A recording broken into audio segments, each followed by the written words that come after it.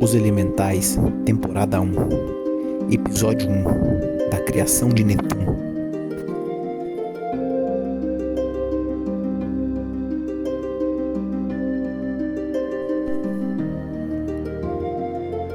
No início, havia somente uma vasta escuridão, e por incontáveis eras, nela habitou uma única entidade cósmica, que, cansada do vazio infinito, criou o espaço-tempo e o dividiu em dias, anos, séculos e milênios, e a partir daí, utilizando seu próprio poder, destinou-se a moldar as estrelas uma a uma e as chamou de planetas.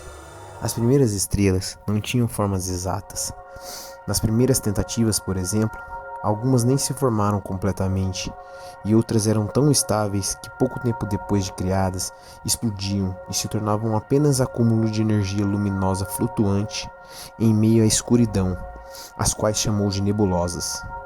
Mas conforme foi se aprimorando na criação, outras foram moldadas em formato de esferas perfeitas, e ainda tinham aquelas com forma oval, alguns com um núcleo rochoso e atmosfera gasosa, outros com superfície preenchidas em água de forma líquida ou de forma sólida. Haviam aqueles com superfície de terra ou metais, como o aço, e também aqueles onde as partículas desses materiais se desprendiam e formavam anéis de poeira que os rodeavam. Ora, com o universo preenchido de diferentes planetas, decidiu utilizar novamente uma parcela de sua força para conceder luz e contemplar toda sua criação, formando uma esfera maior que as outras, completamente rodeada em chamas douradas, que emanava raios quentes de luz âmbar. E do lado oposto, produziu outra menor, com uma luz fria prateada, um pouco menos intensa, porém de beleza incomparável, e juntas iluminaram a escuridão, alternando seu brilho, de acordo com que, de época em época, a luz de cada um ficava mais forte do que a do outro, dando origem aos dias, às tardes e às noites. E finalmente o Criador teve uma visão mais clara de tudo que já havia colocado, onde antes era vazio. Pois foi então que teve o intuito de reunir todas as coisas que mais gostara em cada estrela e criar uma nova, aquela que seria a última, e para ela reservou grandes planos. Dedicou-se a este fazer durante séculos, e depois de muito trabalho árduo, decidiu que havia terminado sua invenção majestosa, e chamou aquele planeta de Netuno. O ser criador caprichosamente colocou lá a terra da superfície, e dela ergueu as montanhas, com seu interior cheio dos mais variados minérios e pedras preciosas, e os vales, as serras, os morros, as planícies e as chapadas. Fez a água brotar do chão, e assim nasceram os rios, lagos e lagoas. Ele criou o ar e soprou, fazendo ventar, e criou os raios ofuscantes e as nuvens que estes rasgavam, e fez chover pela primeira vez, e encheu os oceanos, os mares e lagunas, e com um estalar fez todos os planetas girassem, de forma que pudessem contemplar os dias e as noites de formas iguais. Mas acidentalmente ocorreram eventos catastróficos, e planetas se chocaram e explodiram no espaço, transformando-se em milhares de pedaços rochosos gigantescos, dando origem aos asteroides, que espalharam-se e viajaram em alta velocidade em todas as direções possíveis. E muitos desses detritos enormes alcançaram sua grande obra, atingindo a Terra que, além de por si só também sentir as consequências da calamidade e vibrar bastante partindo-se em cânions, abria buracos e crateras no chão que causavam incontáveis tremores e abalos sísmicos. E toda a superfície foi bastante modificada, fazendo com que entre os mais altos relevos erguessem-se 3 colossos. Lá, bem ao centro, levantou um monte pontiagudo que emergiu do centro da terra, e a lava expeliu de dentro dele e se misturou, formando um magma que incinerava tudo o que cruzava seu caminho, dando origem ao fogo comum.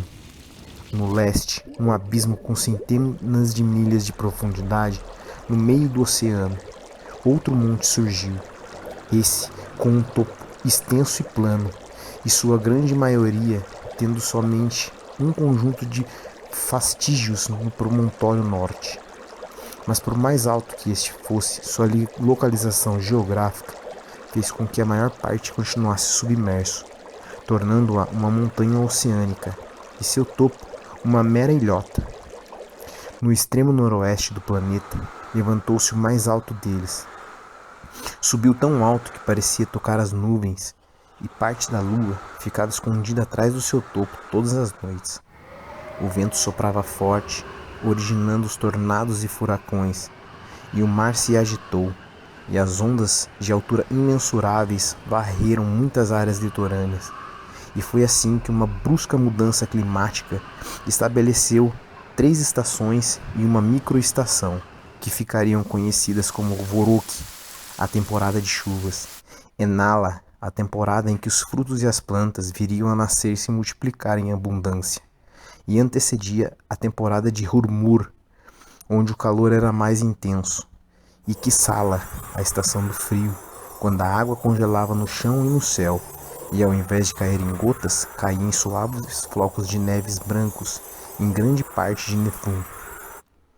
Muito tempo se passou até que a estrela mais bela do que todas as outras que havia feito antes reencontrasse o equilíbrio natural, o que deixou o Criador inquieto, temendo que utilizar mais do seu poder poderia trazer não só mais destruição, como um fim definitivo para aquilo que mais admirava. E decidiu então que naquele exato momento tudo estava pronto para ser apreciado por sua maior criação, a vida. Em decorrência da estação de Enala, as plantas foram as primeiras formas de vida a habitar Nefum, assim como os mais variados tipos de vegetação e suas raízes, e algumas espécies fez crescer mais que outras e tornaram árvores como sequoias, pinheiros, eucaliptos, ipês e diversos outros tipos. Mas de certa forma, a maior parte delas, mesmo os arbustos e moitas menores, deram flores delicadas ou frutos suculentos, e sementes que, com a ajuda das águas, germinaram, se reproduzindo e se multiplicando. Embora o Criador tenha amado sua arte, ficou intrigado, pois as plantas não tinham vontade própria, e nem ao menos se movimentavam sem a ajuda dos ventos. E utilizando suas capacidades, fez com que os galhos e as raízes de algumas dessas árvores se transformassem em pernas e braços, e as chamou de Ents, os pastores da natureza. Mas estes, por sua vez, se movimentavam vagarosamente, muitas vezes preferindo permanecer em repouso por toda a sua existência, e pouco se comunicavam umas com as outras, através de rangidos incompreensíveis, e não tinham capacidades de criar pensamentos complexos como os dele. Foi aí que resolveu utilizar mais uma parcela do seu amplo poder e deu vida aos animais. Em cada lugar de Nefum colocou classes específicas, e dessa forma preencheu até as terras com símios, felinos, equinos, marsupiais e outros. Para percorrer os céus, fez aves pequenas, médias e grandes, com belas plumas e penas, com asas curtas ou longas, e para viver nas águas, criou polvos, arraias, crustáceos e uma infinidade de tipos de peixes, com diversas cores mescladas. Para alguns deles, o Criador permitiu que vivessem em mais do que somente um habitat, e os concedeu capacidades específicas, como os répteis e mamíferos aquáticos. Logo após os animais, vieram as primeiras criaturas racionais, capazes de pensar em mais do que sua própria sobrevivência. Estas tinham a capacidade de criar pequenas coisas como ferramentas de pedra lascada ou abrigos rústicos, mas nenhuma delas foi criada em número suficiente para constituir mais do que pequenas manadas e tribos. Dentre essas estavam os golems de pedra, com o corpo completamente constituído de rochas, dos pés à cabeça. Centauros e dríades, que eram quadrúpedes com mais da metade do corpo semelhante aos cavalos, os quais já havia criado antes. Mas além das 4 patas, na parte superior do corpo, tinham 2 braços e um crânio bem parecido com o dos macacos. Minotauros, que eram grandes touros antropomórficos com características territorialistas e força suficiente para carregar pedras e troncos de árvores nas próprias costas, entre outros seres curiosos, cada um com sua particularidade.